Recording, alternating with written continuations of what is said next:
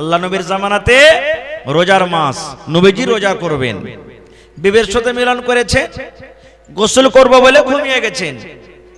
এখনকার মতো নয়, সুবহানাল্লাহ, যে অ্যালার্মে লাগিয়ে রাখবে, ঘড়ি আছে, তারপরে মোবাইল লাগিয়ে রাখবে, মাইকে আওয়াজ হবে, মেলা রকম ব্যবস্থা এখন। আল্লাহ রাসূলের জামানাতে নবীজি ঘুমিয়ে গেলেন। 1 ঘন্টা টাইম আছে, আধ ঘন্টার টাইম আছে, 20 মিনিট টাইম আছে, বারবার এলান হইতে আছে।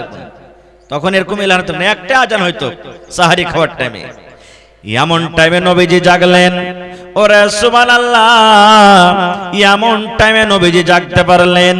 যদি গোসল করতে যায়, সাহারি খাওয়া কিন্তু ছুটে যাবে। আর যদি সাহারি খেতে যায়, তাহলে কিন্তু গোসল করা কিন্তু হবে না। এমন টাইমে নবীজি জাগলেন যে যদি গোসল করতে যায়, সাহারি খাওয়া হবে না, সাহারি যদি খায়, গোসল করা হবে না। ওরে সুবহানাল্লাহ, এবারে নবীজি কি করলেন দেখেন, ওযু করলেন, ওযু করার পর সাহারি নবীজি খেয়ে নিলেন। সাহারি খাওয়ার পর এইবারে ফরজ গোসল করলেন। গোসল করার পর নবীজি ফজরের নামাজ আদায় করলেন। ভাই মুসলমান, বলার উদ্দেশ্য হলো যে মানুষের শরীরটা নাপাক হয়ে যায় বিবির সাথে যখন মিলন করে কিংবা স্বপ্নদোষ যখন হয়। এবার গোসল কি এমনি গোসল, জেল গেলাম, মাথাতে হড় হড় করে পানি ঢেলে দিলাম, গোসল হয়ে গেল? জি না রে মুসলমান, দয়ার নবী ফরজ গোসল কেমন করে করতে হবে নবীজি শিখিয়ে দিয়েছেন। গোসল করার তারিকা আছে। নদীতে ডুব দিয়ে দিলাম, গোসল হয়ে গেল না। নল চালু করে দিলাম, গোসল হয়ে গেল না। বদনা দিয়ে পানি দিয়ে ভিজিয়ে দিলাম, শরীরটা গোসল হয়ে গেল না। নবীজি যেই তারিকাতে গোসল করে দেখিয়ে দিয়েছেন, নবীজি যেই তারিকাতে গোসল করেছেন, সেই তারিকাতে যদি আমার আপনার গোসল না হয়, সারা জীবন গোসল করতে গেল ভাই মুসলমান গোসল হলো না, গোসল হলো না। এগুলা শিখবেন কোথায়? মাদ্রাসাতে না বাড়িতে? কোথায় শিখবেন এগুলা? মাদ্রাসাতে। আল্লাহর নবী একদিন নামাজ পড়ছেন। নবীজি নামাজ পড়ে মসজিদের এক কোণাতে নবীজি বসে আছেন। হাদিস বুখারী শরীফের। একজন সাহাবী, ওরে সুবহানাল্লাহ, কোণাতে নামাজ পড়ছেন। নবীজি আমার তার দিকে দেখছেন যে আমার সাহাবী কিভাবে নামাজ পড়েন। নবীজি নামাজ পড়ে বসে আছেন, ওই সাহাবী মসজিদের আর এক কোণাতে নামাজ পড়ছেন। নামাজ পড়ে এবার নবীর কাছে চলে গেলেন, নবীকে সালাম দিলেন, আসসালামু আলাইকুম ইয়া রাসূলুল্লাহ। নামাজ পড়ে নবীর কাছে গেলেন, নবীকে সালাম দিলেন, আসসালামু আলাইকুম। নবীজি সালামের জবাব দিলেন, ওয়া আলাইকুম আসসালাম ওয়া রাহমাতুল্লাহ। এবার নবীজি কি বলছেন ওই সাহাবীকে, এ আমার সাহাবী শোনো, ইরজে ফাসাল্লি ফাইন্না কালাম তুসাল্লি। হে আমার সাহাবী তুমি শোনো, ইরজে তুমি ঘুরে যাও, তুমি ঘুরে যাও, তুমি নামাজ পড়ো, কারণ তুমি নামাজ পড়োনি।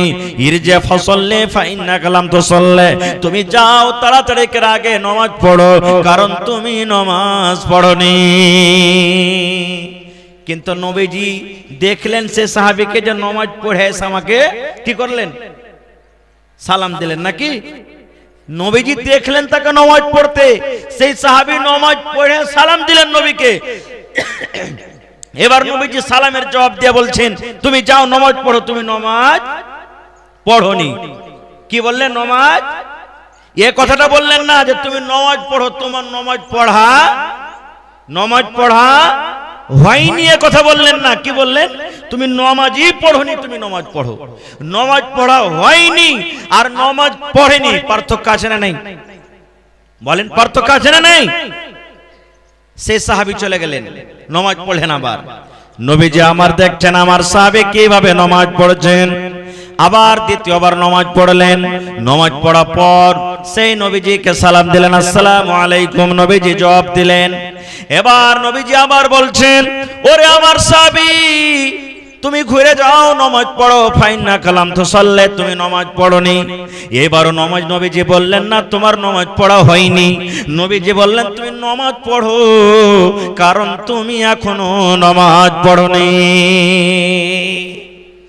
চলে গেলেন। আবার তৃতীয় নম্বরে নামাজ পড়লেন সে সাহাবী। এ জমানার মানুষ যদি হইতাম তো কত মনে মনে গাল দিতাম, আমি সালাম উলবি কত নামাজ পড় জানিস তুই? হ্যাঁ, কত বড় তুই নমাজির বেটা, নমাজি হয়ে গেছিস। আমি বারবার নমাজ পড়ছি আর তুই কইছিস নমাজ পড়া হয়নি। সুবহানাল্লাহ। সেই সাহাবী চলে গেলেন, যাওয়ার পর এবারে 3 নম্বরে নামাজ পড়লেন। তৃতীয়বার নামাজ পড়ার পর এবার নবীজি কাবার যা বলছেন, আসসালামু আলাইকুম ইয়া রাসূলুল্লাহ। দয়ার নবী আবার বললেন, ও আমার সাহাবীরি, ইরজি ফাসাল্লি ফাইন্না কালাম তুসাল্লি, তুমি যাও বাবা নামাজ পড়ো, কারণ তুমি এখনো নামাজ পড়োনি। হাদিসে এসেছে 3 বার কিংবা 4 বার নবীজি বলেন, যাও নামাজ পড়ো, নামাজ পড়ো, নামাজ পড়ো। বারবার নামাজ পড়ছে না, নবী কেসে সালাম দিচ্ছেন, নবীজি বলতে আছেন নামাজ পড়ো, তুমি নামাজ পড়োনি। 3 বার কিংবা 4 বার যখন হয়ে গেছে, তখন সেই সাহাবী বলছেন, আল্লিমনি ইয়া রাসূলুল্লাহ। ওরে সুবহানাল্লাহ। সে সাহাবী বললেন, ইয়া আল্লিমনি ইয়া রাসূলুল্লাহ, আল্লাহর নবী গো, আপনি আমাকে নামাজ পড়া শিখিয়ে দেন গো নবীজি। কেমন করে নামাজ পড়িতে হয়, ইয়ার থেকে আমি ভালো করে নামাজ পড়িতে জানি না গো নবীজি। আপনি 3 বার 4 বার আমাকে ঘুরিয়ে ঘুরিয়ে দিলেন, নামাজ পড়ো, তোমার নামাজ পড়া হয়নি। নবী গো, ইয়ার থেকে ভালো করে আমার নামাজ পড়া হবে না, ইয়ার থেকে ভালো করে রুকু করতে পারবো না, ইয়ার থেকে ভালো করে সাজদা করতে জানি না, ইয়ার থেকে ভালো করে নামাজ পড়া আমার হবে না। নবী গো, আপনি শিখিয়ে দেন কেমন করে আমাকে নামাজ পড়িতে হবে। তখন নবীজি শিখিয়ে দিলেন কিভাবে নামাজ পড়িতে হবে। আমি হাদিসটা খুব লম্বা, ওদিকে যাব না। তো এই নামাজের তারিকা কোথায় শিখবেন? বাড়িতে না মাদ্রাসাতে? জোরে বলেন। মাদ্রাসাতে শিখতে হবে। আল্লাহর নবী সাল্লাল্লাহু আলাইহি সাল্লাম একদিন খুতবা দিয়েছেন, আর জিবরিল ফেরেশতা এসে নবীকে কানে কানে বলে দিলেন, হে নবীজি, আপনি আপনার উম্মতকে জানিয়ে দেন। কি জানিয়ে দেন? যে ওই লোকটা যেন হালাক ও বরবাদ হয়ে যায়, ওই লোকটা যেন ধ্বংস হয়ে যায়, যখন আপনার নাম আসবে আর নামটা শোনার পর সাল্লাল্লাহু আলাইহি সাল্লাম অর্থাৎ দুরূদ না পড়বে, ওই লোকটা যেন হালাক বরবাদ হয়ে যায়। সুবহানাল্লাহ। তো ভাইরাকে বলবো, মায়েরাকে বলবো, যখনই নবীর নাম আসবে, বাড়িতে আপনি বসে আছেন, আপনার ছোট ছোট ছেলে মেয়েরা পড়ালেখা করছে কিতাব, নবীর নাম এলো, আপনি সাল্লাল্লাহু আলাইহি ওয়াসাল্লাম পড়েন, খুবই নেকি আছে। একবার যদি নবীর প্রতি আপনি দুরূদ পড়বেন, আল্লাহ এবং আল্লাহর ফেরেশতারা আপনার প্রতি 10টা রহমত আল্লাহ তাবারাক ওয়া তাআলা নাজিল করবেন। এই জন্য মুখ বন্ধ রাখবেন না। যখনই কোনো মাওলানার মুখ থেকে বা অন্য কোনো মানুষের মুখ থেকে যখন নবীর নাম শুনবেন, সাল্লাল্লাহু আলাইহি ওয়াসাল্লাম পড়বেন। আর যদি পারেন একটু কষ্ট করে মাঝে মাঝে দিনে 1 বার 2 বার 5 বার 10 বার যদি পারেন নবীর প্রতি দুরূদ পড়িতে, গোটা পূর্ণ দুরূদ শরীফ যাকে আমরা বলি, আল্লাহুম্মা সাল্লি আলা মুহাম্মদ ওয়া আলা আলি মুহাম্মদ কামা সাল্লাইতা আলা ইব্রাহিম ওয়া আলা আলি ইব্রাহিম ইন্নাকা হামিদুম মাজিদ, আল্লাহুম্মা বারিক আলা মুহাম্মদ ওয়া আলা আলি মুহাম্মদ কামা বারাকতা আলা ইব্রাহিম ওয়া আলা আলি ইব্রাহিম ইন্নাকা হামিদুম মাজিদ। এর অনেক ফজিলত আছে, আল্লাহ বাঁচিয়ে রাখে। ইনশাআল্লাহ এই বিষয় নিয়ে কোনো আলোচনা করব। তো ভাইরে, আজকে আমি আপনাদের সামনে কোরআন মাজিদের সব থেকে আগে যে সূরাটা নাজিল আল্লাহ তাআলা করেছেন, কোরআনে কত সূরা আছে ভাই? 114 সূরা আছে। 114 সূরার মধ্যে সব থেকে আগে আল্লাহ তাবারাক ওয়া তাআলা যে সূরা নাজিল করেছেন, সেই সূরার 5খানা আয়াত আমি তেলাওয়াত করেছি। আল্লাহ তাবারাক ওয়া তাআলা এই সূরাতে কি বলতে চাইছেন, কেন আল্লাহ তাবারাক ওয়া তাআলা এই সূরাটাকে আগে নাজিল করলেন, এই আয়াতগুলির তরজমা কি, আল্লাহ তাবারাক ওয়া তাআলা আমাকে যতটুকু তৌফিক দিয়েছেন ইনশাআল্লাহ আমি আপনাদের সামনে রাখবো। তবে আল্লাহর কাছে দোয়া করি রব্বুল আলামিন আমি যা কিছু বলবো যেন সহিহ হাদিস এবং কোরআন থেকে বলতে পারি, এবং আমরা শোনার পর সকলে যেন আমল করতে পারি, তার জন্য আল্লাহ আমাদেরকে তৌফিক দেন। পড়ুন আল্লাহুম্মা আমিন। ভাই মুসলমান, ধন্যবাদ জানাই আপনাদেরকে, এই গ্রামের লোকেরাকে এত শর্ট টাইমে, এত মুখতাসার টাইমে এত বড় জালসার আপনারা আয়োজন করে দিয়েছেন। আলহামদুলিল্লাহ, আল্লাহ যেন আপনাদের মেহনতকে যেন কবুল করেন, আল্লাহুম্মা আমিন। ভাই, জালসার প্যান্ডালকে ছোট মনে করিয়েন না। আজ আপনারা ওরকমই বক্তা এনেছেন যে বক্তার ডেট নিতে গেলে 5 মাস 6 মাস আগে থেকে লাইনে লেগে থাকতে হয়, তারপরে ডেট পাওয়া যায়। কিন্তু আপনাদের নসিব ভালো যে খুবই তাড়াতাড়ি আপনারা ডেট পেয়ে নিয়েছেন বক্তারকে। যা হোক ভাই মুসলমান, আল্লাহ তাবারাক ওয়া তাআলা প্রথমে মুসলমানকে এই কথা বলেননি যে তুমি নামাজ পড়ো। নামাজ আল্লাহ তাআলা প্রথমে ফরজ করেননি। আল্লাহ তাবারাক ওয়া তাআলা রোজাকে ফরজ করেননি। আল্লাহ তাবারাক ওয়া তাআলা হজকে ফরজ করেননি। আল্লাহ তাবারাক ওয়া তাআলা যাকাতকে ফরজ করেননি। আল্লাহ তাবারাক ওয়া তাআলা মদকে হারাম করেননি। আল্লাহ তাবারাক ওয়া তাআলা জিনা ব্যভিচারকে হারাম করেননি। আল্লাহ তাবারাক ওয়া তাআলা মিথ্যা চুগলখড়িকে হারাম করেননি। সুবহানাল্লাহ। সব থেকে আল্লাহ তাবারাক ওয়া তাআলা যে মানুষকে পেগাম দিয়েছেন, মেসেজ দিয়েছেন, সেটা হলো কি ইলম, শিক্ষা, ইলমের মেসেজ দিয়েছেন। আর ইলমটা কত বড় দৌলত জানেন? সুবহানাল্লাহ। এক শায়ের নিজে বলছেন, ইলম ওহ দৌলত হ্যায় जो कभी लुटती नहीं, इल्म वो दौलत है जो कभी लुटती नहीं, हजार खर्च करने से कभी घटती नहीं। आज আপনি 5000 টাকা কাপড়টি বাজার নিয়ে চলে গেলেন, শাড়ি কিনলেন, তরকারি কিনলেন, এই কিনলেন, ওই কিনলেন, টাকাটা আপনার 5000 টাকায় ঘুরে আসবে না কমবে? ভাই একটু কথা বলেন, কমবে। কিন্তু আমার এই ভাই মাওলানা আব্দুল মাতিন সাহেব আপনাকে গ্রামে পড়াইছে নাকি? কয় বছর থেকে পড়াইছেন মাওলানা? এবারই পড়াইছেন। এতটি বাচ্চা, যেই মেয়েরা, যে আমার ছোট ছোট বেটিরা বোনেরা তাকরির করে গেল, মনে হয় মাদ্রাসারই তারা ছাত্রী নাকি? আল্লাহুস সামাদ। মনে হয় একটা বানাতে পড়ালেখা করছে, এরকম তারা তাকরির করে গেল। মনে হয় একটা বড় বড় বানাতে তারা পড়ালেখা করছে, এরকম তারা ওয়াজ নসিহত করে গেল। ভাইরে, তাহলে আমার বলার উদ্দেশ্য হলো এই যে সব দৌলত শেষ হয়ে যাবে, ফানা হয়ে যাবে। রাস্তা দিয়ে 1 লাখ টাকা আপনার পকেটে আছে, ডাকাত বদমাশ গুন্ডা আপনাকে বন্দুক দেখিয়ে টাকা নিতে পারবে, কিন্তু আপনার ভিতরে যে জ্ঞান, যে ইলম খানটা আছে, নিতে পারবে কি? কাটতে পারবে? 5টা ভাই আছে, বাপের 20 বিঘা জমিন আছে, সব বরাবর করে ভাগ করতে পারবে, কিন্তু একটা ভাই পড়ে লেখে আলিম হয়েছে কিংবা মাস্টার হয়েছে, ওর ভিতরকার ইলম খানটা ভাগ করতে পারবে? পারবে না। খুব একটা মাওলানা সারা জীবন, আই ধরেন যে আমি 10 বছর 15 বছর থেকে ওয়াজ করছি, ইলম দৌলত যদি ঘটতো তাহলে আজ অবস্থা এমন হইতো যে স্টেজে এসে কি বলবো খুঁজে পেতাম না, হইতো কি?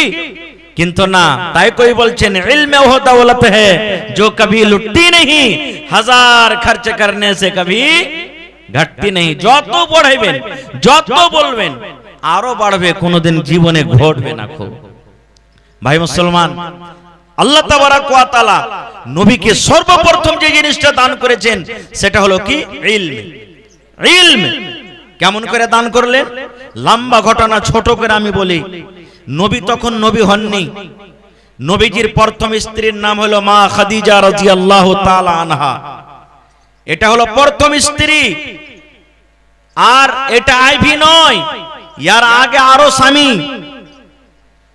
যে মারা গেছেন কিংবা তালাক দিয়ে দিয়েছেন। মা খাদিজা রাদিয়াল্লাহু তাআলা আনহা একটা সাইয়্যিবা মেয়ে ছেলে, আগে স্বামী ছিল, পরে নবীর জাওজিয়াতে এসেছেন। সুবহানাল্লাহ। নবীজি বাড়ি ঘরকে ছেড়ে কোথায় চলে গেলেন? গারে হেরাতে। যেমন আপনার গ্রামের ছেলেরা মেয়েরা কেউ বানাতে, কেউ মাদ্রাসাতে পড়ালেখা করতে যায় কি যায় না ভাই? আছে না নাই? এবার মা বাপ কি করবে? চেটি চিড়া দিবে, যা বেটা 1 মাস আসবি না, 15 দিন আসবি না, যা সকাল সকালে চিড়া গালা খাবি, বিস্কুট দিবে, টাকা দিবে, এরকম দেন কি দেন না? সুবহানাল্লাহ। নবীজি চলে যেতেন 2 দিন 3 দিন 5 দিন 10 দিন ওই গারে হেরাতে। সুবহানাল্লাহ। একটা পাহাড় আছে, হেরা একটা পাহাড়, অতি একটা গর্ত আছে, খাল আছে, ওই গারে হেরা পাহাড়ে চলে যেতেন, ওখানে আল্লাহর ধ্যান করতেন। সুবহানাল্লাহ। কেমন ধ্যান? আল্লাহ, মক্কার লোকেরা কেমন, এরা কেন তোমার পূজা করে না? আল্লাহ এরা পাথরের পূজা কেন করছে? আল্লাহ এরা গাছের পূজা কেন করছে? আল্লাহ এরা মদ কেন পান করছে? আল্লাহ এরা লড়াই ঝগড়া কেন করছে? হে রব্বুল আলামিন, এরা নিজের মেয়েকে কেন জমিনে দফন করে দিচ্ছে? এই বিভিন্ন রকমের ভাবা চিন্তা করতেন। সুবহানাল্লাহ। নবীজি কোনো মাদ্রাসাতে পড়িতে যাননি, নবীজি কোনো মাওলানার কাছে জীবনে কোনোদিন পড়িতে যাননি, নবীজির দুনিয়াতে ওস্তাদ কেউ নেই। সুবহানাল্লাহ। আজ যদি ডাইরেক্ট আমি আপনাকে বলি জীবনে কোনোদিন পড়েননি ভাই, আমার সাথে সাথে আপনি কোরআন পড়েন, পারবেন পড়িতে ভাই? পারবেন না। ঠিক আমার নবী, আপনার নবী, নবী মুহাম্মদ সাল্লাল্লাহু আলাইহি সাল্লাম গারে হেরাতে বসে আছেন আল্লাহর ধ্যানে। আল্লাহ তাবারাক ওয়া তাআলা আদেশ করলেন জিবরিল ফেরেশতাকে, এই জিবরিল যাও মক্কা নগরে ওই হেরা পাহাড়ের গর্ততে আমার নবী বসে আছেন, যাও তুমি ওখানে পাক পবিত্র আমার 30 পারা কোরআনের মধ্যে সর্বপ্রথম যেটা আল্লাহ তাবারাক ওয়া তাআলা জিবরিলকে ডাক দিয়ে দিলেন সেটা হলো সূরাতুল আলাক, অর্থাৎ ইকরা বিসমি সূরা থেকে 5 খানা আয়াত আল্লাহ দিয়ে দিলেন জিবরিলকে, যাও আমার নবীর কাছে নিয়ে চলে যাও। জিবরিল ফেরেশতা চলে গেলেন। আচ্ছা আপনারা বলেন তো, নবীজি কি জিবরিল ফেরেশতাকে আর আগে কোনোদিন দেখেছেন? নবীজির সাথে কি দেখা হয়েছে? নবীজি কোনোদিন দেখেননি। সুবহানাল্লাহ। নবীজি একাই গর্ততে বসে আছেন, জিবরিল ফেরেশতা গেলেন। জিবরিল ফেরেশতা যাওয়ার পর সালাম কালাম হলো, এবার নবীকে বলছেন ইকরা ইয়া মুহাম্মদ, এই মুহাম্মদ তুমি পড়ো।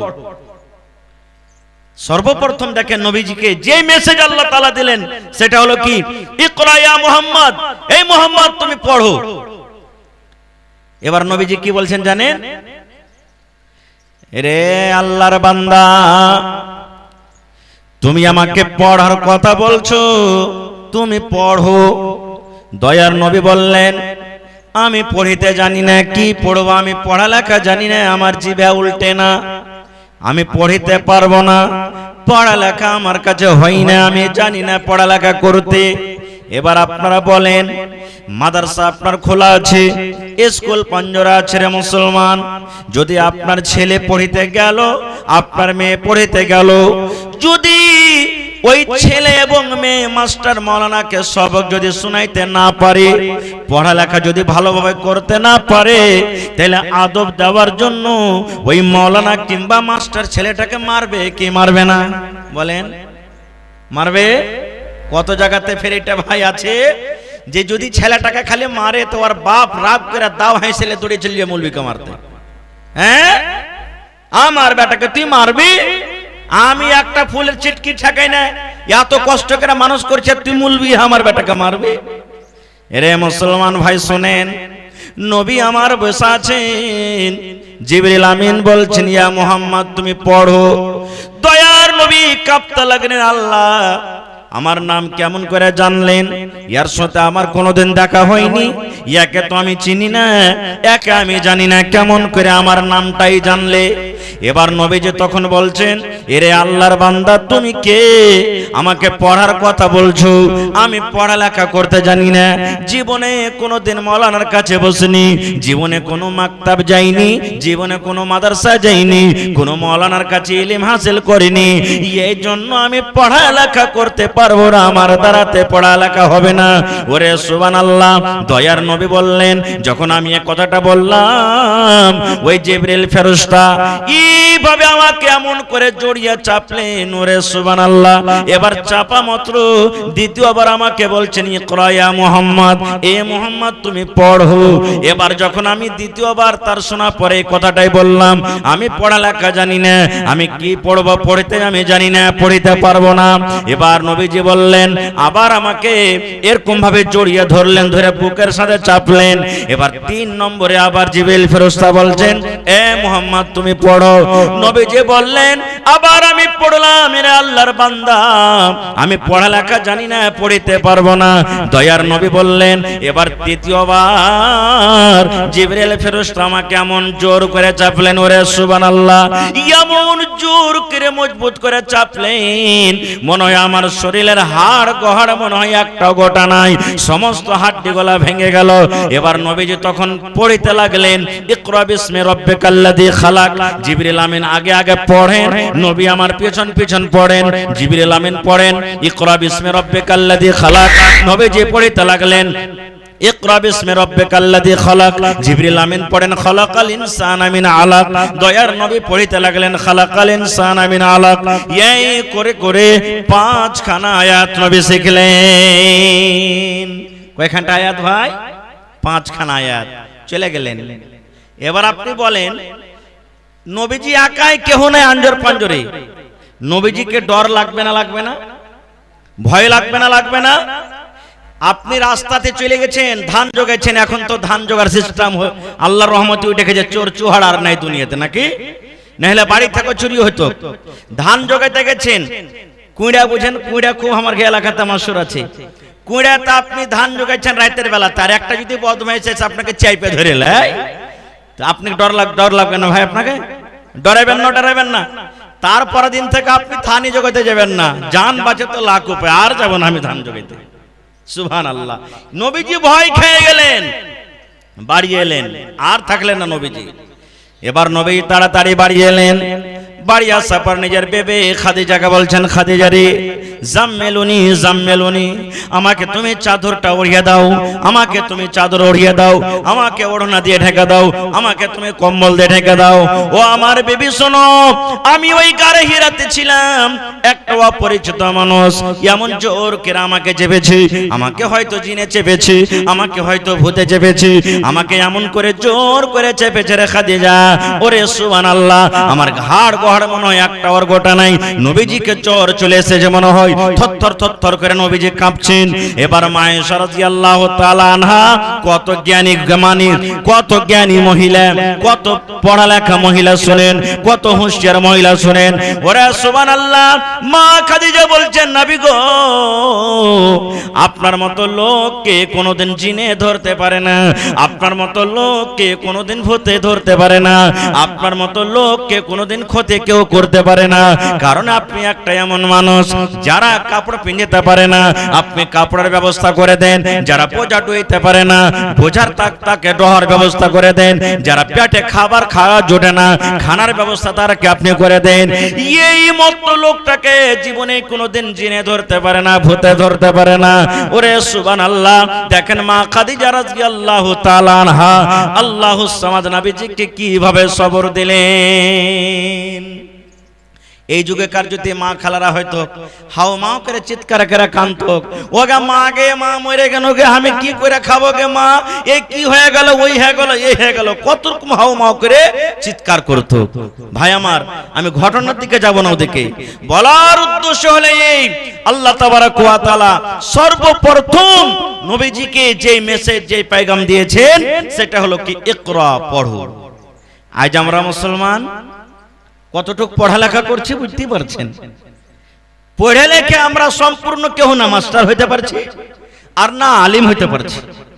একটু পড়িনু, 2-4-5 ক্লাস পড়ে নিল, পড়ার পর কেউ তো হয়তো দোকানে লেগে গেল, কেউ হয়তো মেকানিকে লেগে গেল, কেউ হয়তো মোটরসাইকেল ভালো করা শুরু করে দিয়েছি, কেউ পাংচার ঠিক করতে লেগেছি।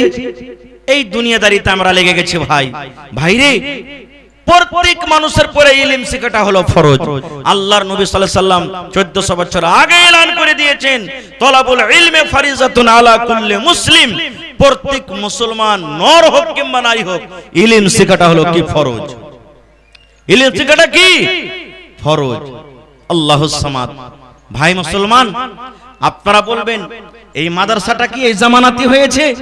মাদ্রাসাটা কি এই জামানাতি আছে? জি না, উলামায়ে কেরাম বসে আছেন, জিজ্ঞাসা করবেন। আল্লাহুস সামাদ। আল্লাহর নবী মুহাম্মদ সাল্লাল্লাহু আলাইহি সাল্লাম যখন হিজরত করে মক্কা থেকে মদিনা এলেন, বেঈমান মুশরিক কাফেররা যখন নবীকে মারার জন্য বাড়ি ঘেরাও করলেন, আল্লাহ তাবারক ওয়া তাআলার আদেশে নবীজি মক্কা শহর ছেড়ে মদিনা এলেন। মসজিদ হলো, এবার পড়ালেখা করতে হবে, ইলম শিখতে হবে। নবীর ছাত্র কে জানেন? আপনার মতো, আপনাদের মতন বড় বড় সাহাবায়ে কেরাম। আবু বকর রাদিয়াল্লাহু তাআলা আনহু, আল্লাহর নবীর এটা শ্বশুর, এটা হলেন নবীজির ছাত্র। হযরত ওমর রাদিয়াল্লাহু তাআলা আনহু, এটা হলেন আল্লাহর নবীর শ্বশুর, নবীর ছাত্র। আব্দুর রহমান বিন আওফ নবীর ছাত্র। হযরত আলী ছিলেন নবীর ছাত্র। ওরে সুবহানাল্লাহ, এরকম বড় বড় সাহাবায়ে কেরাম নবীজির ছাত্র। বুখারী শরীফের একটা হাদিস এসেছে, ওমর রাদিয়াল্লাহু তাআলা আনহু একজন আনসারী সাহাবীকে ডাক দিয়ে বলছেন, ভাই রে, তুমিও গরিব মানুষ, আমিও গরিব মানুষ। খাটলে রুজি রুটি বাড়িতে আসবে, মজদুরি পাবো, ছেলে মেয়ের জন্য কিছু আনতে পারবো। আর যদি খাটতে না যাই তো বাড়ি চলবে না, হাড়ি চুলা চলবে না। আর নবীর দরবারে ইলমও শিখতে হবে। ভাই একটা কাজ করো, কি বলছে যে আমরা দুটা ভাই, উমর রাদিয়াল্লাহু তাআলা আনহু বলছেন আনসারী সাহাবীকে, আমরা বন্ধু তালি লাগাও। কেমন বন্ধু তালি? বলছেন তুমি একদিন খাটতে চলে যাও, আমি নবীর কাছে থাকবো, নবীর সাথে থাকবো, ইলম শিখবো, নবী যা করবেন শিখবো। এবার তুমি যখন সন্ধ্যাবেলাতে খাইটা বাড়িতে আসবে, মজুরি যা পাইবে হাফ মজুরি আমাকে দিও, হাফ মজুরি তুমি বাড়িতে রাখিও। আর আমি নবীর কাছে যা সারাদিন শিখবো তোমাকে শিখিয়ে দিব। তারপরের দিন আমি খাটতে চলে যাব, নবীর পাঞ্জরে তুমি থাকবে। এবার আমি খাইটা মজুরি যা পাবো তোমাকে হাফ মজুরি দিবে, আমি হাফ মজুরি রাখবো। আর তুমি যা নবীর কাছে শিখবে আমাকে তুমি শিখিয়ে দিবে। ওরে সুবহানাল্লাহ। ভাইরে দেখেন, আজ একটা ছেলেকে দেখতে আসবে, দুয়া সূরা জানো জি? সব মানুষ বলবে নিজের সমান জানি, বলবে না? যেটা আমারকে মুসলমান আদত, নিজের সমান জানি। নিজের সমান কেউ জানে না দুনিয়াতে।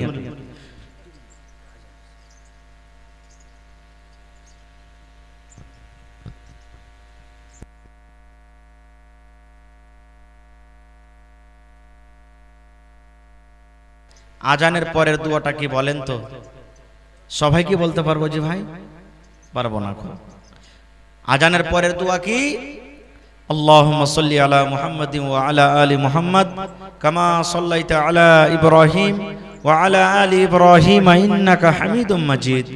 আল্লাহুম্মা বারিক আলা মুহাম্মাদ ওয়া আলা আলি মুহাম্মাদ কামা বারাকতা আলা ইব্রাহিম ওয়া আলা আলি ইব্রাহিম ইন্নাকা হামিদুম মাজিদ। اللهم رب هذه الدعوة التامة والصلاة القائمة آت محمدا الوسيلة والفضيلة وابعثه مقاما محمودا الذي وعدته। এটা হলো কি আজানের পরের দোয়া। এগুলা আমরা শিখবো না ভাই। আজ আজানের মার্তাবা ফজিলত, আমরা দিনে আজান হয়েছে কানে লিড ভরা আছে, আজান হয়েছে পকেটে মোবাইল বাজছে, আজান হয়েছে ঝগড়া করছি, আজান হয়েছে গল্প করছি, আজান হয়েছে দুনিয়ার সব যত আজব আজব কথা বলছি, বলি না আমরা ভাই? ওরে সুবহানাল্লাহ। আল্লাহর নবী বলেছেন, হে আমার উম্মত তোমরা শুনে নাও, যখন মুয়াজ্জিন সাহেব আজান দেয়, ওর নিয়াতটা ওর অন্তরটা হইলো এটাই, রব্বুল আলামিন আমি আজান দিয়েছি, আমার আজান শুনে মানুষেরা যেন 5 ওয়াক্ত নামাজ পড়ে, আল্লাহ তুমি নেকি দিও।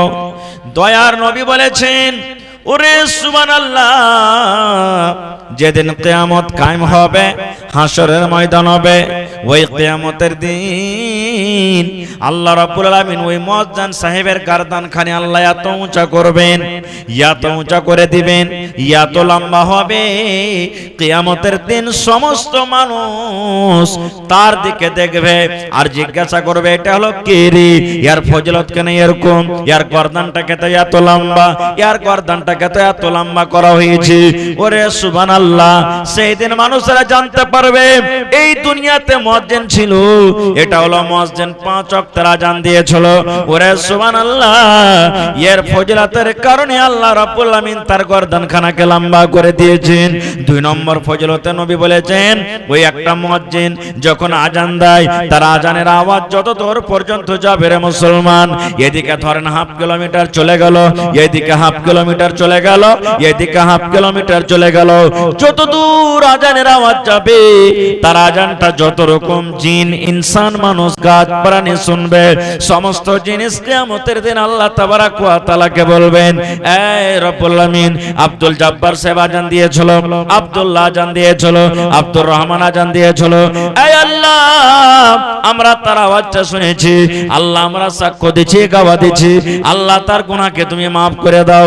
ওরে সুবহানাল্লাহ, আল্লাহ রাব্বুল আলামিনের দরবারে যখন ওই সমস্ত জিনিস গাওয়া দিয়ে দিবে, ওরে সুবহানাল্লাহ, এবার আপনারা বলেন ওই লোকটার স্থান জায়গা কোথায় হবে? নারে তাকবীর। আজ মন মোর চঞ্চল রে ভাই, ঝরে দুটি আখি, বোঝাইলে বুঝিস না তুই কোন জঙ্গলের পাখি রে, আজ মন মর চঞ্চল রে, আজ মন মর চঞ্চল রে ভাই, ঝরে দুটি আখি, বোঝাইলে বুঝিস না তুই কোন জঙ্গলের পাখি রে, আজ মন মর চঞ্চল রে। কাঁচা বাঁশের খাট বান্ধিবে শুকনো পাতের ডোর, এমন করে বাঁধবে রে মন চলবে না তোর জোর রে, আজ মন মর চঞ্চল রে। ভাই মুসলমান, আমি বলছিলাম যে ইলম শিখাটা হলো মুসলমানদের প্রতি ফরজ। ভাইরে, আজকে গ্রামে যদি জানাজা হয়, কুটুমের বাড়িতে গ্রামে যদি জানাজা হয়, নিজের গ্রামে যদি জানাজা হয়ে যায়, আশা করছি সব মানুষ আমরা জানাজার নামাজে হাজির হয়ে যাব। হব কি হব না? কিন্তু মুসলমান জানাজার নামাজে শুধু দাঁড় হয়ে জানাজার নামাজ শুধু পড়া হবে না, জানাজা কিভাবে পড়িতে হবে, জানাজা পড়ার তারিকা কি, জানাজার দোয়া কোন টাইমে পড়িতে হবে, এই সমস্ত তারিকা নিয়ম না জানা থাকতে গেলে আপনার জানাজা পড়া হলো না। হবে রুমাল বেঁধে মাথাতে টুপি দিয়ে লাইনে লেগে গেলাম, মোড়ল মারা গেছে, উমুক মারা গেছে, তুমুক মারা গেছে, মৌলানা মারা গেছে, না যাই তো লোক কি কইবে রে। এই ডরে যদি আপনি জানাজার নামাজ পড়েন, লোক কি বলবে, আল্লাহ তাবারাক ওয়া তাআলার দরবারে আপনার নামাজ কবুল হবে না, নেকি পাবেন না, আপনি নেকি পাবেন না। আজকে যদি জানাজার পর হাত তুলে দোয়া না হয়, সবাই লড়াই ঝগড়া করব আমরা। এখন ঠান্ডা হয়ে গেছে মেলায়, কিন্তু ভাইরে জানাজার দোয়াটা কি, জানাজার লাইনে দাঁড় হয়ে যে জানাজার দোয়া পড়বো কি, এই দোয়াটা কি সবাই আমরা জানছি? জানি না ভাই মুসলমান। আল্লাহর নবী বলেছেন, হে আমার উম্মত তুমি শুনে নাও, যখন তুমি মাইয়াতকে সামনে রেখে জানাজার নামাজ যখন তুমি পড়বে, যখন মাইয়াতকে সামনে রেখে যখন তুমি জানাজা পড়বে, জানাজা পড়ার তারিকা তোমাকে জানতে হবে। আল্লাহু আকবার বলে যখন বুকে আপনি হাত বাঁধলেন, আউযু বিল্লাহ বিসমিল্লাহ বলে সূরাতুল ফাতিহা আপনাকে পড়িতে হবে। আর সূরাতুল ফাতিহা পড়ার পর আর একটা অন্য কোনো আপনাকে সূরা পড়িতে হবে। এবার 2 নম্বরে আপনি আবার তাকবীর পড়লেন, আল্লাহু আকবার। এবারে আপনাকে দুরূদ শরীফ পড়িতে হবে, আল্লাহুম্মা সাল্লি আলা আল্লাহুম্মা বারিক আলা পূর্ণ আপনাকে পড়িতে হবে। এটা যখন আপনার পড়া হয়ে গেল, 3 নম্বর আপনি আল্লাহু আকবার বলে আবার তাকবীর দিলেন।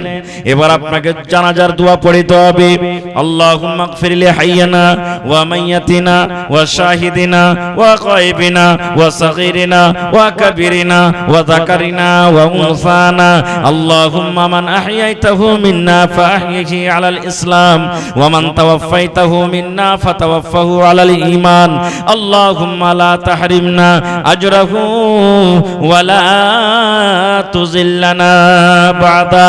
এবার 4 নম্বরে আপনি আল্লাহু আকবার বলে আবার তাকবীর দিলেন। এবার তাকবীর দেওয়ার পর এবার আপনি সালাম ফিরলেন, আসসালামু আলাইকুম ওয়া রাহমাতুল্লাহ, আসসালামু আলাইকুম ওয়া রাহমাতুল্লাহ। কয়টা লোক জানি এটা তারিকা ভাই? থোড়া বক্সে আওয়াজ দিজিয়ে না ভাই। কয়টা লোক আমরা জানি? আমরা শিখারও চেষ্টা করি না ভাই।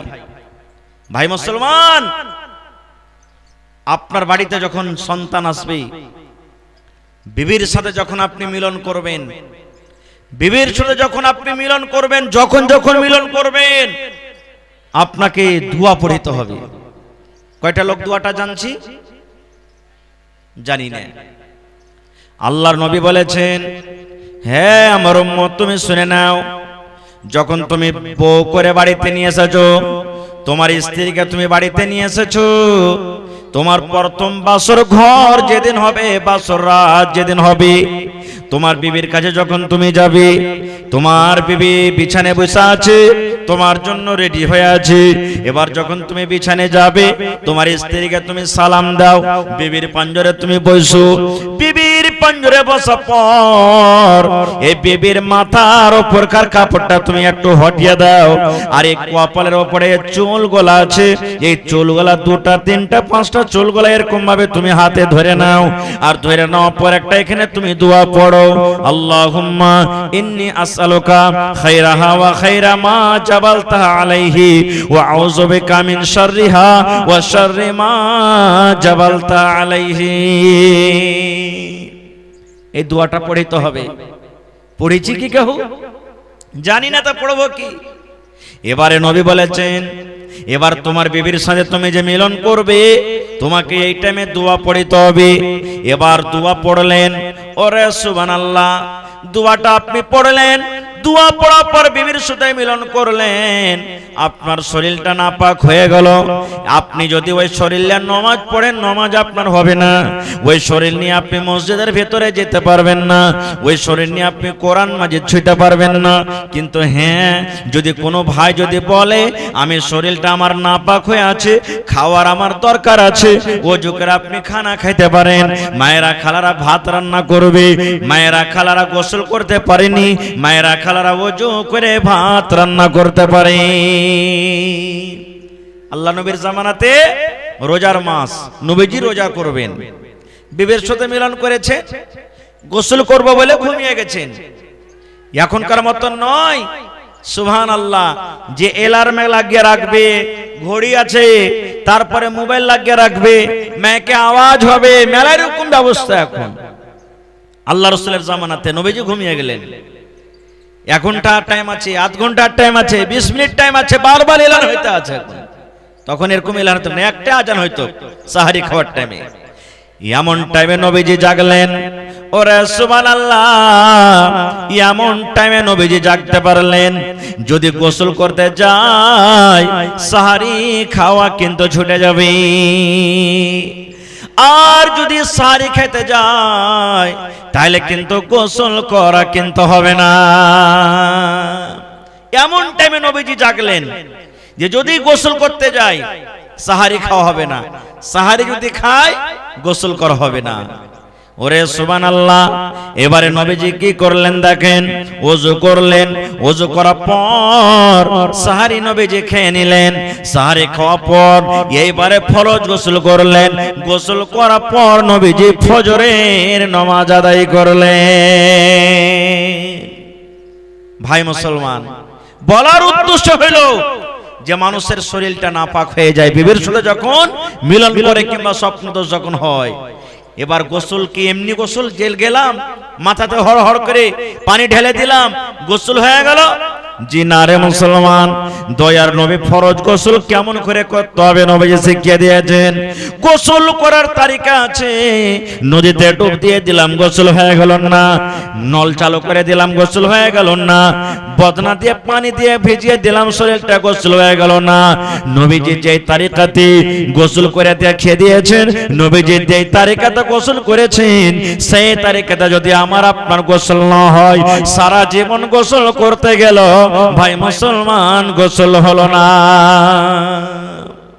গোসল হলো না। এগুলা শিখবেন কোথায়? মাদ্রাসাতে না বাড়িতে? কোথায় শিখবেন এগুলা? মাদ্রাসাতে। আল্লাহর নবী একদিন নামাজ পড়ছেন, নবীজি নামাজ পড়ে মসজিদের এক কোণাতে নবীজি বসে আছেন। হাদিস বুখারী শরীফের। একজন সাহাবী, ওরে সুবহানাল্লাহ, কোণাতে নামাজ পড়ছেন। নবীজি আমার তার দিকে দেখছেন যে আমার সাহাবী কিভাবে নামাজ পড়েন। নবীজি নামাজ পড়ে বসে আছেন, ওই সাহাবী মসজিদের আর এক কোণাতে নামাজ পড়ছেন। নামাজ পড়ে এবার নবীর কাছে চলে গেলেন, নবীকে সালাম দিলেন, আসসালামু আলাইকুম ইয়া রাসূলুল্লাহ। নামাজ পড়ে নবীর কাছে গেলেন, নবীকে সালাম দিলেন, আসসালামু আলাইকুম।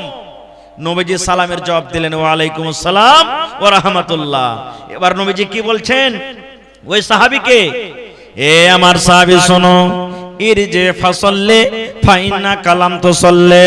হে আমার সাহাবে তোমরা শোনো, ইরজে তুমি ঘুরে যাও, তুমি ঘুরে যাও, তুমি নামাজ পড়ো, কারণ তুমি নামাজ পড়নি। ইরজে ফাসাল্লি ফাইন্না কালাম তুসাল্লি, তুমি যাও তাড়াতাড়ি করে আগে নামাজ পড়ো, কারণ তুমি নামাজ পড়নি। কিন্তু নবীজি দেখলেন সে সাহাবীকে যে নামাজ পড়ে আমাকে কি করলেন, সালাম দিলেন নাকি? নবীজি দেখলেন তাকে নামাজ পড়তে, সেই সাহাবী নামাজ পড়ে সালাম দিলেন নবীকে।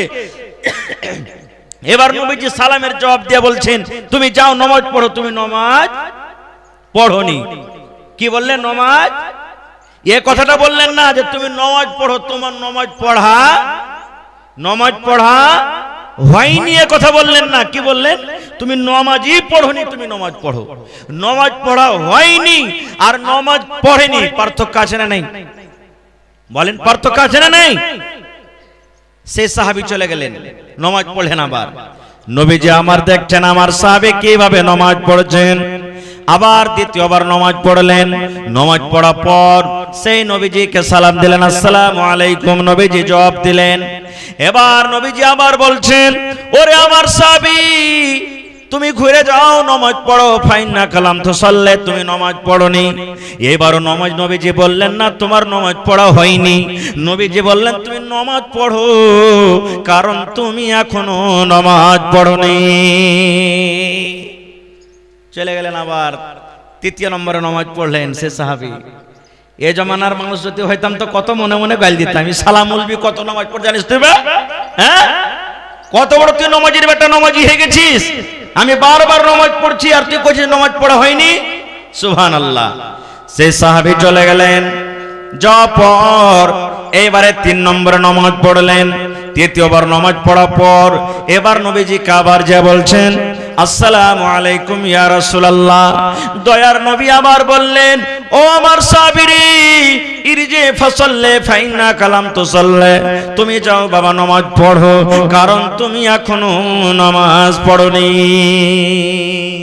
হাদিস এসেছে 3 বার কিংবা 4 বার নবীজি বলেন যাও নামাজ পড়ো, নামাজ পড়ো, নামাজ পড়ো। বারবার নামাজ পড়ছে না, নবী কেসে সালাম দিচ্ছেন, নবীজি বলতে আছেন নামাজ পড়ো, তুমি নামাজ পড়োনি।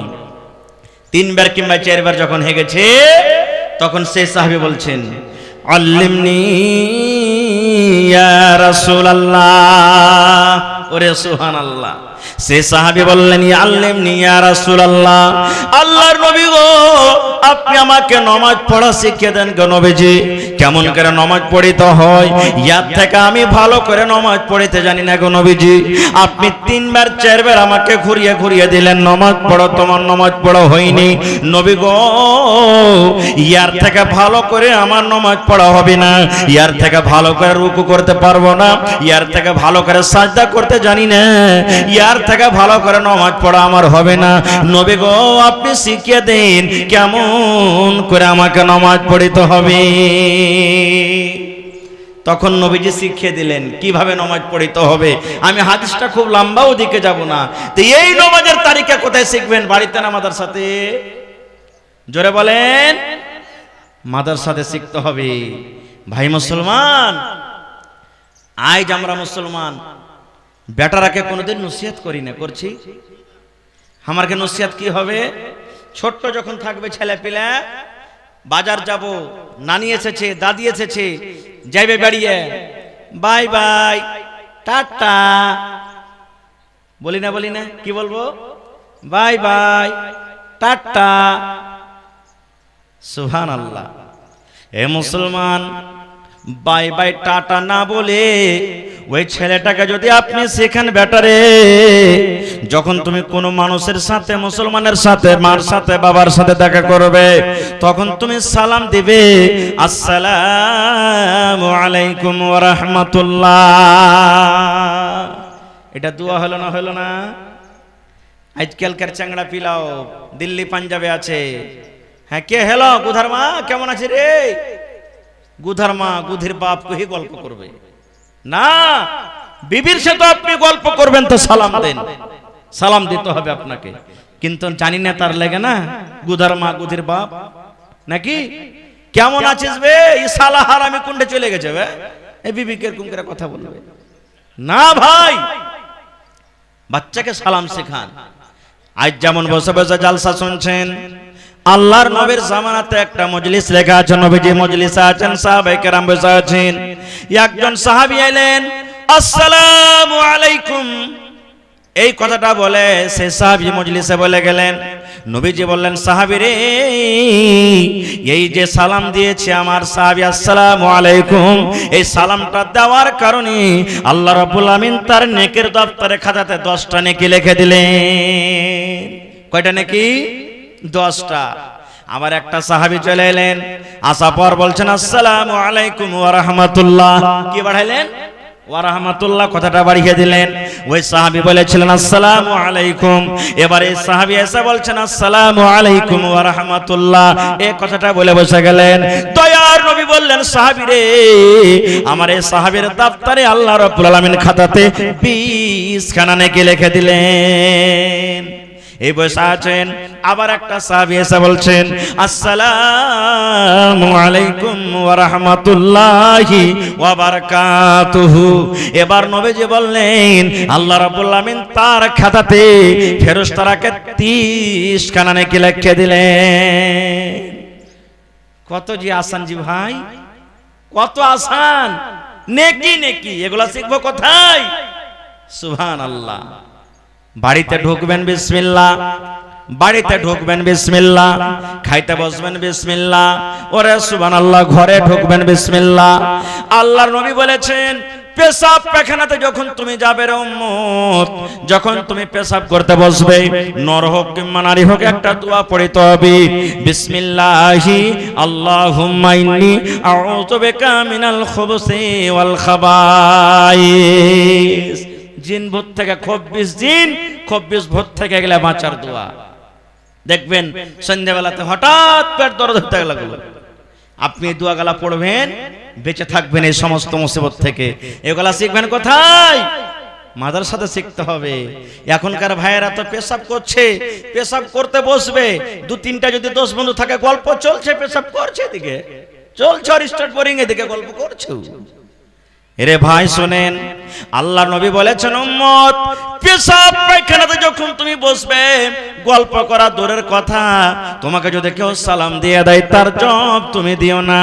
আসসালামু আলাইকুম, আপনি পেশাব করতে বসে আছেন, কোন মানুষ রাস্তা দিয়ে চলে যায়, আর আপনাকে যদি জবাব দিতে সালাম দিয়ে দেয় আসসালামু আলাইকুম, আপনাকে নবী বলেছেন সালামের জবাব তোমাকে দিতে হবে না। তুমি পেশাব পায়খানা থেকে ফারিগ হয়ে যাও, আর ফারিগ হওয়ার পর তখন তুমি সালামের জবাব দাও। বসে বসে কইয়া না ওয়ালাইকুম সালাম, এ ভাই রুক আসছে, জি না, বলতে হবে না। এগুলো শিখবেন কোথায়? মাদ্রাসাতে। ভাইরে, ছেলে পিলাকে যেমন তালিম আপনি দিবেন, তেমন আপনার ছেলেটা শিখবে। আজ মুসলমানের ইলমের কারণে মুসলমান মোবাইলে যা দেখছে নিজের আমলে নিয়ে আসছে। দেখে না সালমান খান কেমন চুল ছেড়েছে, আমির খান কেমন চুল ছেড়েছে, অমুক লোকটা কেমন চুল ছেড়েছে, অন্য কেরে ও ছাড়াবে। এক জামানা ছিল পাছা দিকে চুল ছাড়তো, তখন ও ঘুরিয়ে ঘুরিয়ে ঘুরিয়ে পিছে দিকে চুলটাকে ছাড়তো। ফের একটা জামানা আইলো আগে দিকে চুল আমার এরকম করে, বাপরে চুলের ফরক একবারে ঢেউ হেসিতে হয়ে গেল। আবার এক জামানা এখন এসেছে, সুবহানাল্লাহ, গোটাই চারিদিকে ও চুল কাটবে, খালি কৈতরের মাথা টোপের মতন মধ্যখানে ছিল, ওইটা নাকি বলে জুত্তা কাটিং চুল, নাকি কহে কুত্তা কাটিং। সুবহানাল্লাহ। এ ভাই মুসলমান, এগুলা শিখবেন কোথায়?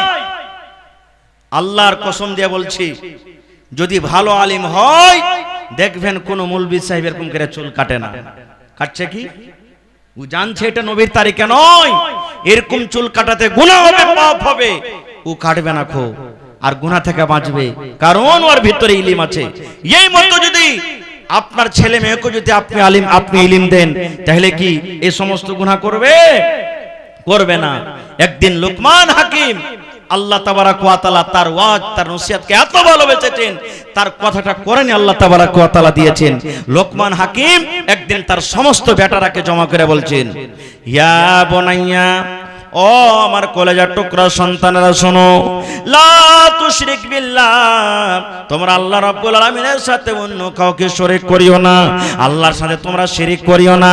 আল্লাহ রাব্বুল আলামিন হলেন এক, আল্লাহর মা নাই, আল্লাহর বাবা নাই, আল্লাহর নানা নাই, আল্লাহর নানি নাই, আল্লাহর দাদা নাই, আল্লাহর বিবি নাই, আল্লাহর বাচ্চা নাই, আল্লাহ রাব্বুল আলামিন ব্যতীত আল্লাহ রাব্বুল আলামিনের সাথে অন্য কেউ নাই।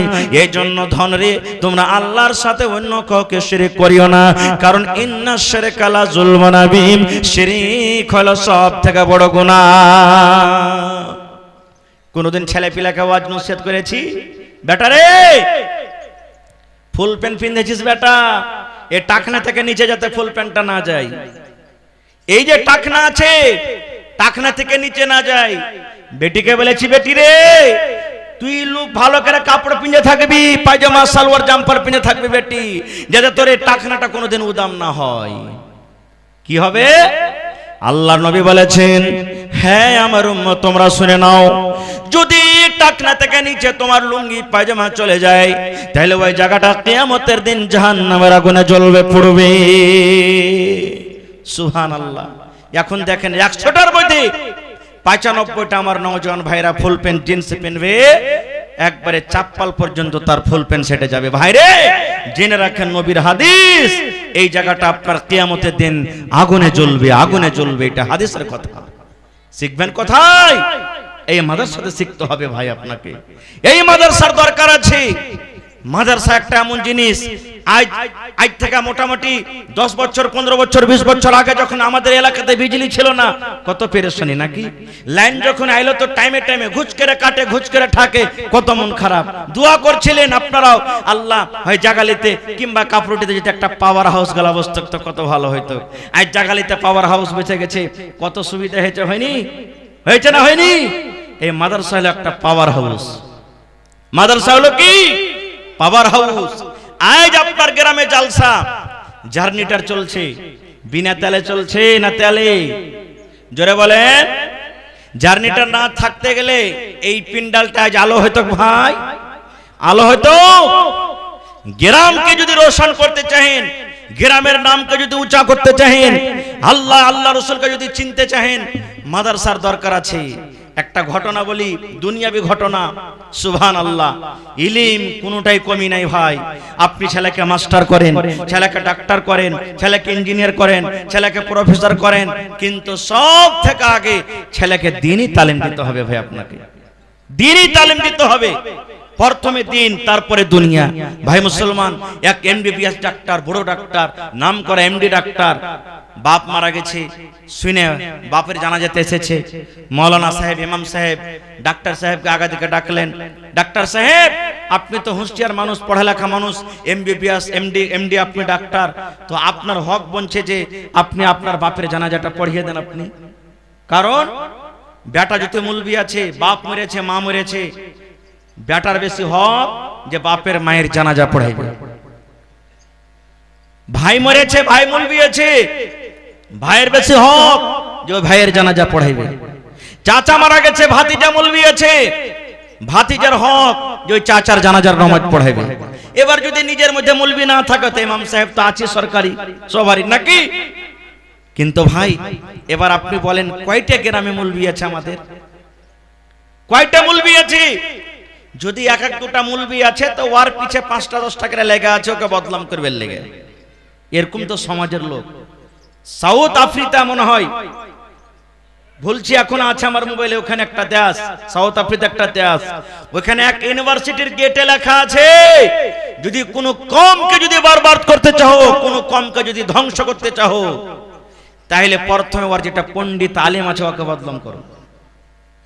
কোন কমকে যদি বরবাদ করতে চাও, হালাক করতে চাও, তো ওর যেটা আলিম আছে, পণ্ডিত আছে, মৌলবি আছে, ওকে বদনাম করো।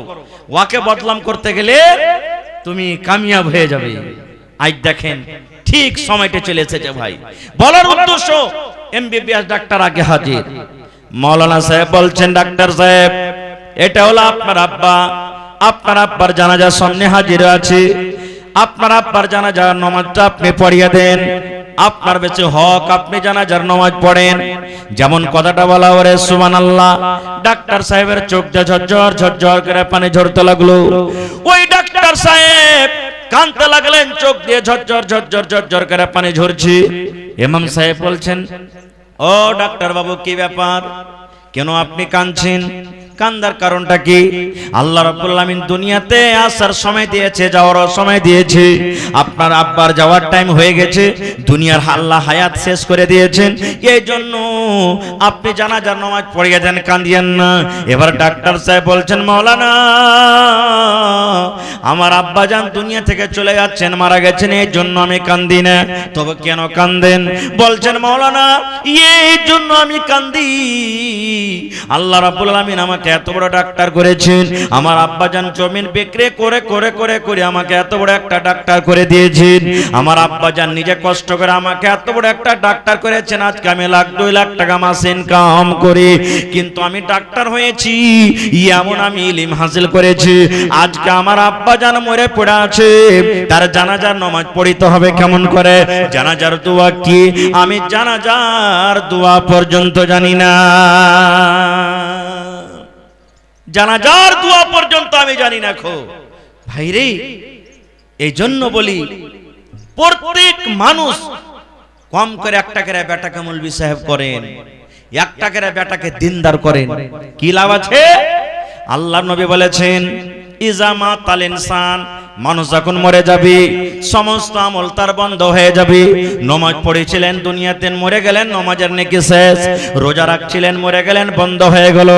দুনিয়ার সমস্ত আমল বন্ধ হয়ে যাবে। কিন্তু নবীজি 1400 বছর আগে এলেন করেছেন, উম্মতরে, ইল্লা মিন সালাসা, 3টা আমল এমন আছে, তুমি কবরে চলে যাবে, কবরের ভিতরে তোমার জায়গা হয়ে যাবে, মরার পর সে আমল গলে কিন্তু বন্ধ হবে না।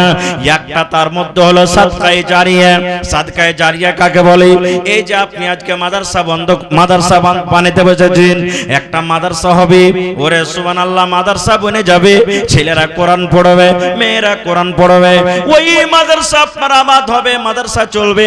আপনি মাদ্রাসা কায়েম করে দুনিয়া থেকে চলে গেলেন, আল্লাহ রাব্বুল আমিন এই সাদকায়ে জারিয়া মানে এই নেকিটা মরার পর আপনার কবরে আল্লাহ দিতে থাকবেন।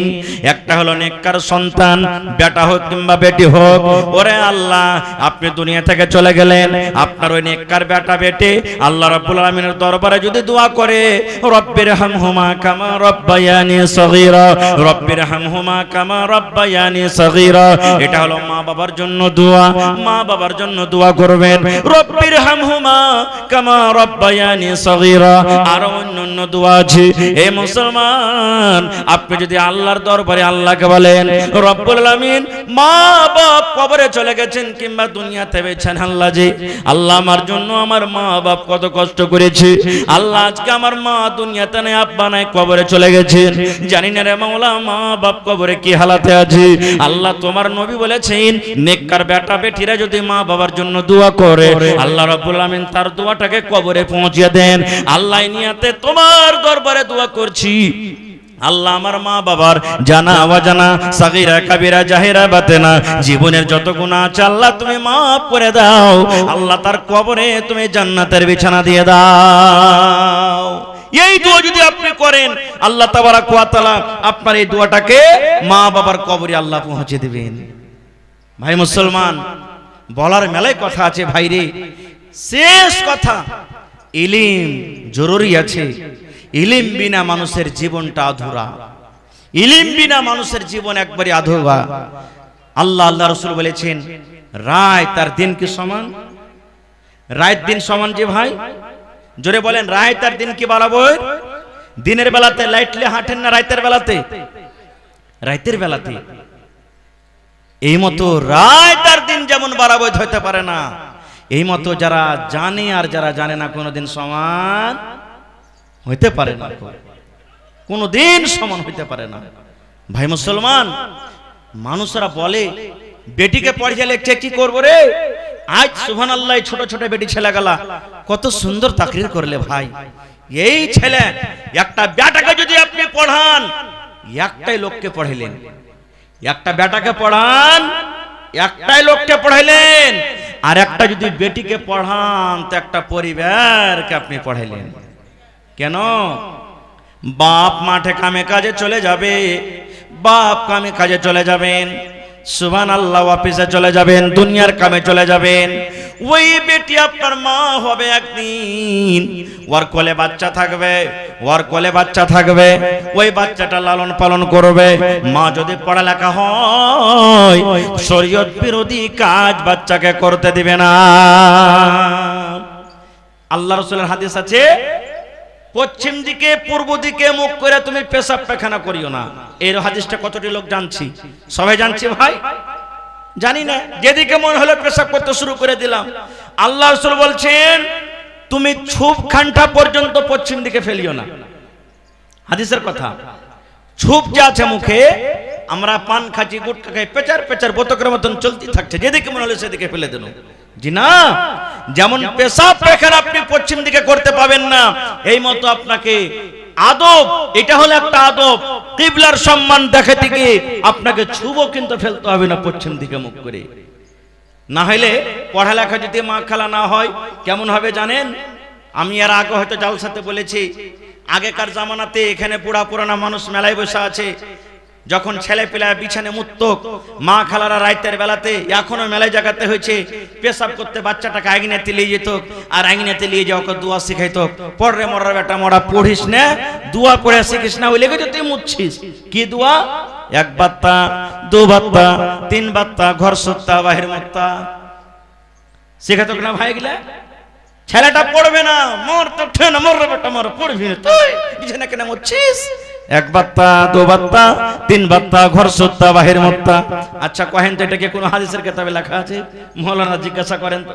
ওরে সুবহানাল্লাহ, ওই মা যদি পড়ালেখা হতো, মা যদি ইলম শিখতো, মার ভিতরে যদি জ্ঞান থাকতো, মা এক বাত্তা দু বাত্তা বেটারাকে শেখাতো না। মা বলতেন বেটারে, আল্লাহর নবীর হাদিস আছে রে বেটা, দয়ার নবী বলেছেন যখন তুমি পেশাব পায়খানাতে বসবে তখন এই দোয়াটা পড়বে, বিসমিল্লাহি আল্লাহুম্মা ইন্নী আউযু বিকা মিনাল খুবুসি ওয়াল খাবাইস। এই দোয়াটা মা শেখাইতো, এইজন্য বেটিরাকে শিখাইতে হবে। এক কবি বলছেন, औरत घोइटा कुढ़ाएगी फिर भी पढ़ने जाएगी। औरत लड़की घोइटा कुढ़ाएगी फिर भी पढ़ने जाएगी। बेटी छेले घूठा कुढ़ाइबे, बेटी छेले झाड़ दिबे, बेटी छेले गोबर तुलबे, बेटी छेले दुनियार काम करबे किन्तु पढ़ितो जाबे। মেলায় মানুষ কয় পড়িয়ে ঠিক করবে, অত বেটি রাখবে, ই তো লোকের বাড়িতে যায় কি করবে, রুটি বানাবে, ভাত রান্না করবে, এই করবে ওই করবে, বেটি ছেলেকে ফের কত পড়ায়? সুবহানাল্লাহ। এ ভাই মুসলমান, না, হযরত ওমর রাদিয়াল্লাহু তাআলা আনহু যখন খলিফা হলেন, রাজা হলেন, হযরত ওমর ফারুকের কাম কি জানেন? এখনকার তো রাজা নেতা যারা হবে যখন জিতে নিলে বাস আর লয়, কাউর মুখ দেখাবে না নাকি? উমর ফারুক এমন রাজা, রাতের বেলাতে হাঁটছেন, কোন বাড়িতে কে পেরেশানিতে আছে, কে খাইতে পেয়েছে কে পায়নি, কার বাড়িতে কোন বিপদ আছে, একদিন হাঁটছেন, আর একটা মায়ের লোক আফসোস করে বাড়িতে কইছে, আজ যদি আমার পুরুষটা বাড়তে থাকতো তাহলে আমি খাটকে কিন্তু কাঁপিয়ে দিত নাই। তার খাহিশ এত উঠেছে, সুবহানাল্লাহ, মনের যেটা একটা নর নরীর সব সকলের যে একটা মনের আকাঙ্ক্ষা আছে মনে উঠেছে, বলছে যদি আজ আমার স্বামীটা বাড়িতে থাকতো আমি খাটকে হিলিয়ে দিতাম। উমর ফারুক কিন্তু কানে শুনে নিলেন, শুনে লওয়ার পর ফতুয়া জিজ্ঞাসা করতে গেলেন কাকে? নিজের বেটিকে। ওর বেটিকে জানেন? নবীজির স্ত্রী। নবীজির স্ত্রী হলেন হযরত ওমর রাদিয়াল্লাহু তাআলা আনহুর বেটি। চলে গেলেন, এবার বেটিকে বলছেন, বেটি রে একটা ফতোয়া জিজ্ঞাসা করতে এসেছে রে মা। কি ফতোয়া? বলছে বেটি রে, একটা মহিলা একটা নারী নিজের স্বামী ছাড়া কতদিন থাকতে পারে?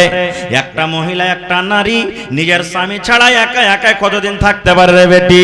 হয়তো আর স্বামীটা খাটতে চলে গেছে, বিদেশে চলে গেছে, যুদ্ধতে চলে গেছে, এবার ওই স্বামীটা ছাড়া একটা মহিলা কতদিন থাকতে পারে? এবার ফতোয়া দিয়ে দিলেন, স্বামী গো, আব্বা গো, একটা বিহাদারি মেয়ে ছেলে 3 মাস কিংবা 4 মাস নিজের স্বামী ছাড়া আলাদা থাকতে পারে। যেমনই কথাটা শুনাম, এবার হাজরা তোমার রাদিয়াল্লাহু তাআলা আনহু খবর নিলেন তার স্বামীটার বাড়ি ছাড়া কতদিন হইল, না তো ঠিক এতদিন হয়ে গেল। তাড়াতাড়ি করে হাজরা তোমার রাদিয়াল্লাহু তাআলা আনহু চিঠি লিখে পাঠিয়ে দিলেন, ও আল্লাহর নবীর বীর মুজাহিদেরা শোনো রে, ও আমার বন্ধুরা তোমরা শোনো, যার বাড়ি ছাড়া 3 মাস 4 মাস হয়েছে, তোমরা তাড়াতাড়ি করে বাড়ির দিকে তোমরা রওনা হয়ে যাও, বাড়ির দিকে তোমরা রওনা হয়ে যাও। ভাইরে বলার উদ্দেশ্য হলো, যদি এই বেটি যদি না পড়তো তাহলে ফতোয়া দিতে পারতো, ভাই পারতো কি? জীবনে পারতো না। খুব আল্লাহর নবী একদিন বসে আছেন, নবীজির স্ত্রী নবীর পাঞ্জরে বসে আছেন। একজন মহিলা এসে নবীকে প্রশ্ন করছেন, ইয়া রাসূলুল্লাহ, মায়ের লোকের যদি স্বপ্ন দোষ হয় তাহলে কি তাকে গোসল করতে হবে? কি বলছেন? মায়ের লোকের যদি স্বপ্ন দোষ হয় তাকে কি গোসল করতে হবে? রাসূল বললেন, জি হ্যাঁ, যদি মহিলাদের যদি স্বপ্ন দোষের পর দেখে যদি কোনো ভিজে বা কাপড় ভিজে থাকে তাহলে কিন্তু গোসল করতে হবে। লম্বা হাদিস। ভাইরে মাওলানা চলে এসেছেন, শেষ কথা, মাদ্রাসা চালান ভাই। এই মাদ্রাসা মসজিদ একটা এমন জিনিস, ইয়াকার কোনো মানুষের ক্ষমতা নেই যে চালাইতে পারবে। আমার ভাই হোসেন সাহেব ধন্যবাদ জানাই, এত বড় মাদ্রাসা খোলার ইরাদা করেছে। ভাইরে এটা একটা খুব বড় হাতিয়ার, বড় সম্পদ, বড় দৌলত। মাদ্রাসা একটা খুব জরুরি আছে আপনার গ্রামে, এই জন্য মাদ্রাসা একটা দরকার আছে। মাদ্রাসা চালাইতে গেলে বিনা টাকাতে চলবে না, যেমন জার্নিটার বিনা তেলে চলে না, মাদ্রাসা চালাইতে গেলে বিনা টাকাতে মাদ্রাসা চলবে না। মাদ্রাসার ঘর বানাইতে হবে, মাদ্রাসাতে মাটি ভরতে হবে, মাদ্রাসাতে কুরসি লাগবে, মুলবিকে বেতন লাগবে, বেঞ্চ লাগবে, টেবিল লাগবে, বিভিন্ন রকমের খরচ আছে ভাই। দেখি এই জন্য আজকে এই মাদ্রাসার জন্য কোন ভাই এমন আছেন 1 কাঠা জমিন দান করতে পারবেন? 1 কাঠা জমিন দান করতে পারবেন? দেখি কোন আল্লাহর বান্দা আছেন মাদ্রাসার জন্য? মাদ্রাসাটা আপনার যেখানে আছে আশেপাশে থাকলে আপনি লাগিয়ে দেন, আর যদি না থাকে মাঠে ময়দানে কোনো জায়গাতে আছে বিক্রি করেন, আর বিক্রি করে মাওলানা যা টাকা হবে আমি মাদ্রাসাতে লাগিয়ে দেব। আছেন কোন আল্লাহর বান্দা? 1 কাঠা না পারবেন 1 ডিসমিল? দেখি কোন আল্লাহর বান্দা একটা কেউ এমন আছে 10,000 টাকা একটা লোক দান করতে পারবেন এই মাদ্রাসার জন্য? দেখি কোন আল্লাহর বান্দা এমন আছেন 2, 4, 5টা 5,000 টাকা একটা কেউ কোন আল্লাহর বান্দা দান করতে পারবেন?